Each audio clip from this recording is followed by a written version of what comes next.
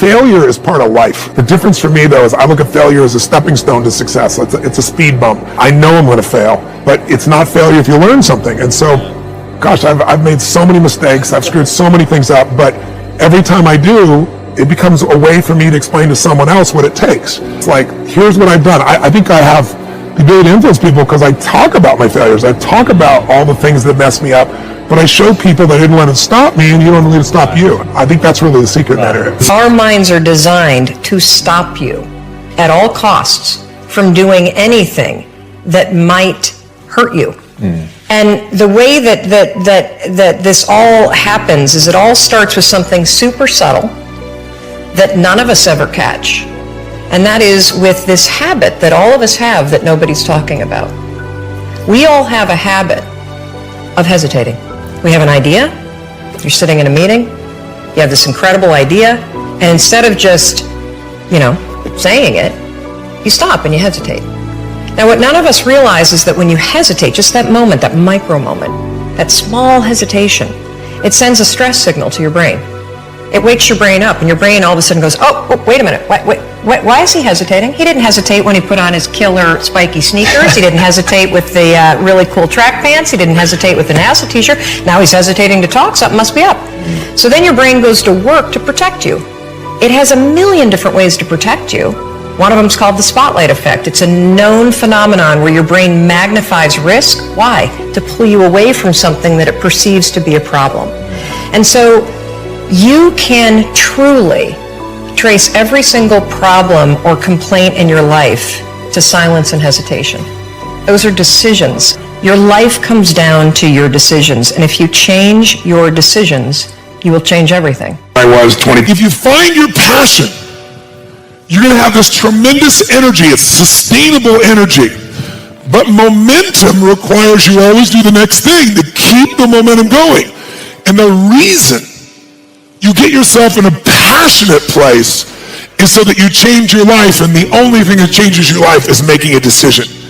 So while you're in this passionate state, that's where you make decisions. Tell people there's a daily practice like priming. If you don't do that, if you get up and you just have no discipline whatsoever, you get no value of anything. And diets don't work when you don't do them. Exercise doesn't work when you don't do them. But most of the people have some experiences that they want to shift. And once you shift those things, your whole life changes. But life is constant growth. My life isn't here because I went to one seminar one time and now my life is fit for life. I work out, I train my mind, I train my body, and it becomes a lifestyle. Passion is not an actionable word. It's correct, that those who do the things that they're passionate about do better, but it's not helpful advice. And so the question is, where does passion come from? Passion is a result. Passion is an energy. Passion is the feeling you have when you're engaged in something that you love. Passion is the feeling you have that you would probably do this for free, and you can't believe somebody pays you to do it, And I think we mistake that passion is something we do in our private lives, but it shouldn't be done in our careers, for example. And I'm a firm believer that you are who you are. And anybody who says, I'm different at home than I am at work, in one of those two places, you're lying. And the goal is to make everything you do in home and at work something that you have excitement to do. So how do you find the things that you're excited to do? Well, it's actually easier than you think. What are the things that you love to do? What are the things that you would do for free? How can you recreate that feeling and be paid for it? So what are the things that I do on the weekend, right? I'm very involved in the art world. I love to go to museums and galleries, but I love to go see dance and performances because I want to see how others are interpreting the world.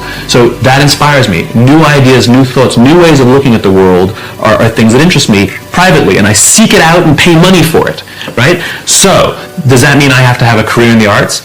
No, it means I have to have a career where new ideas are explored, where people are experimenting and trying things out, and I have to explore new ideas and try things out, and I'm just as excited to go to work every day as I am to, go do something on a Saturday night. And so the idea of finding your passion is ironically simple because you should be doing stuff that you enjoy sometimes. What is the stuff that you enjoy, and then what is the stuff that you love? Who are the people that you love, and what do they all have in common? Quincy Jones had, I would not even say an important role, I would say the role in my acting career. Quincy Jones discovered me. And it's so interesting to me because when I was working as a television newswoman in Baltimore, and really all I wanted to do was be an actress, but I was doing television, and I felt at the time, well, I can't quit this job because this is what everybody else wants to do. And if I quit this job, what am I going to do? And I was going to a speech coach at the time that the station had sent me to. The broadcasting school, they sent everybody to the same woman. And I was telling her, I really don't want to do this. What I really want to do is act. And she says, my dear, you don't want to act. Because if you wanted to act, you'd be doing it. What you want to be, my dear, is a star. Because if you wanted to act, you'd be waiting tables in New York. And I thought, now why am I going to wait tables if I'm already working in TV? So I said, well, what I think is going to happen is I will be discovered. Because I want it so badly, somebody's going to have to discover me.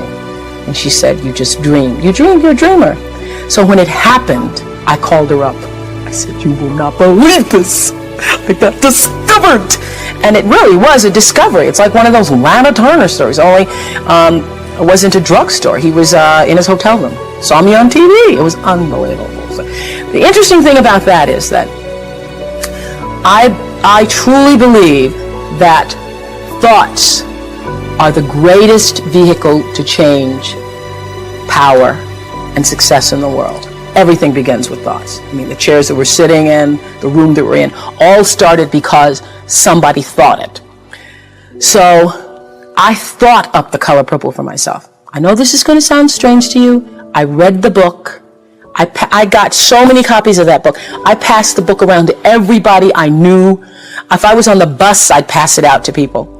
And when I heard that there was going to be a movie, I started talking it up for myself.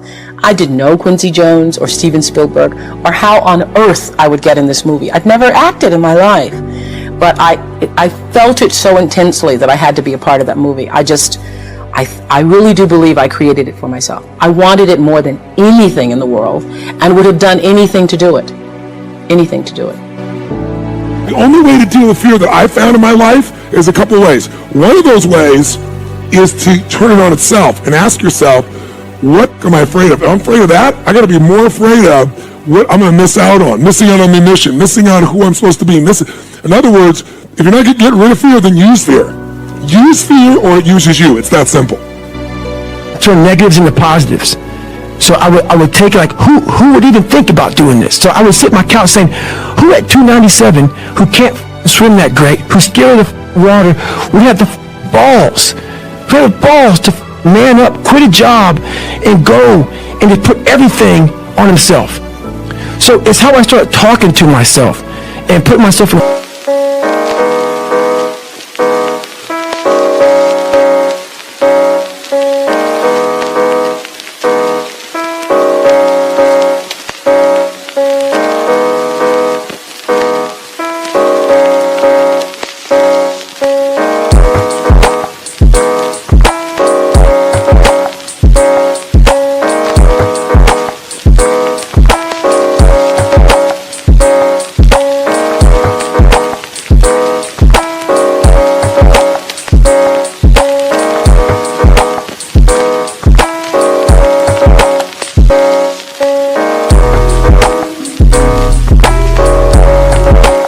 Whole different category, and that would fuel me the next day, and I just kept using that as fuel. No one would do this. No one would do this. You're the best around. You're the best ever live. And I just kept fueling me with the right kind of message that I needed to hear that I was never telling myself. And through time, it became reality to myself. So you start out on the first day, and then do you start running again the second day? Yeah, the second day I went right back after it again. But I started realizing I can't run that far. Right. So what I did was I became damn near a professional cyclist with the miles I put on the bike. So whenever I watched TV, I had to be doing something. So I was riding the bike. I rode a bike a lot to lose the first initial kind of weight because my bones were just hurting so bad. My body was just broken. And I learned to get over that also. And I tried to swim a lot. I wasn't a great swimmer, but putting fins on kind of equalized my body. I wasn't so negative buoyant. So I started finning a whole bunch. And I spent hours in the pool, trying to get more and more comfortable. Not because I was going underwater. I was so scared of the water that I had to live in the water. I had to become one with the water. So going to the pool used to scare me. So I went to the pool an awful lot. And then the bike got easier. I was able to run more. I went from like 1 mile. 1 mile was a great accomplishment. 2 miles, and then from 2 to 3 was a big one. Then I went from 3 to 6. And then, like, they have a warning order that they give people to get ready for buds. And the whole thing was running 6 miles 5 days a week. And that was my goal. And so I just I failed, I go back to scratch. I use some positive motivation. I have like one day where I'm like defeated. But I started realizing this is part of the process. This is part of the journey. I had to realize this is part of my process versus just saying, like I used to, I'm just not good enough. If I'm not good enough, we always say that I'm just not good enough, and then we try something else. I'm going to make myself good enough. And that became my mentality. I'm going to make myself good enough. And so I misunderstood a lot, but that's all it came down to. I made myself good enough. And the days I couldn't run that far, the next week, I would do 2 a days.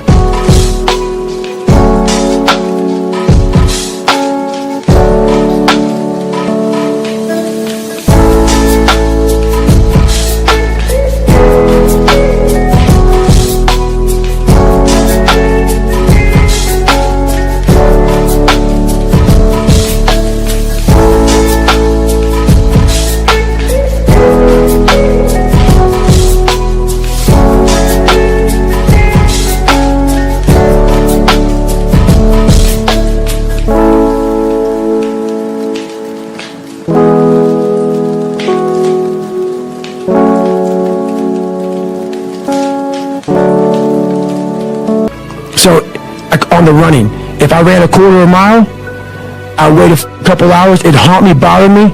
I try to run a half mile next time, same day. You can do more than this. If I had to walk, I had to walk. It just became just a process of grinding, and grinding is not even a good word for it. It's not even a good word for it. And just going further and further. And then when I got through running, I go to the bike. I go to the pool.